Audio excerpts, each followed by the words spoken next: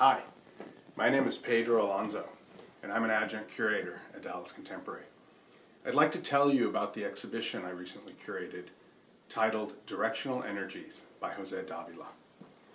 This is a site-specific exhibition that was born from a trip to Guadalajara, Mexico to see Jose. When I first entered his sculpture studio, I was really struck by the fact that it resembles Dallas Contemporary, the museum, particularly Gallery 3, in that it is a really big, wide open space, and then it has these very distinct structural beams that run across the ceiling. Jose has put those structural beams to good use in that he uses them to create these balancing sculptures that are composed of a heavy rock or a counterbalance with and then a steel cable that runs up through the beams and is then connected to one end of a steel beam. And Jose plays with these sculptures in his studio. And when I was there, I realized that this would be an ideal opportunity to develop an exhibition that it was a dialogue between his studio and the museum, Gallery 3 at Dallas Contemporary. Jose really liked this idea, and we began to develop the show. We were talking about this idea of an intervention, of bringing something into the space that created an experience. Jose then proposed that instead of showing the steel beams in their natural color, that they should be painted in bright colors. Jose's a big fan of Donald Judd, and decided to use Donald Judd's sculpture as a reference to create these, to determine the colors.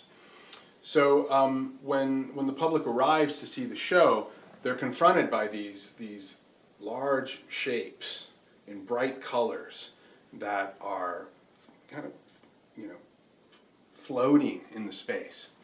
And as you walk through them, there's this really beautiful sense of flow and energy.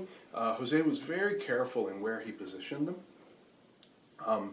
What's also interesting about this body of work is that when I first saw it, I always thought of this work as being very precise, of everything going in a very specific spot and positioned very carefully. But upon installing the work, I realized that there's a lot of play in the installation.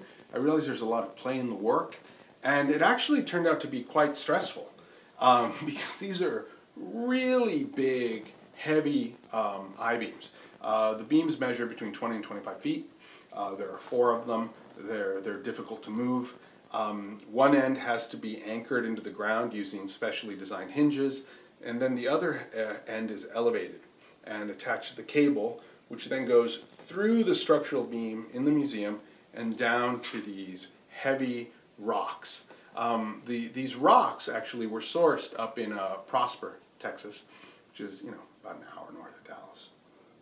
And Jose and I spent a couple of hours looking at rocks, which he picked and we brought down. But during the installation process, the positioning of the rock in relation to the end of the beam creates the state of rest. But if they're not positioned properly, the pull of the rock against the beam creates a certain degree of torque.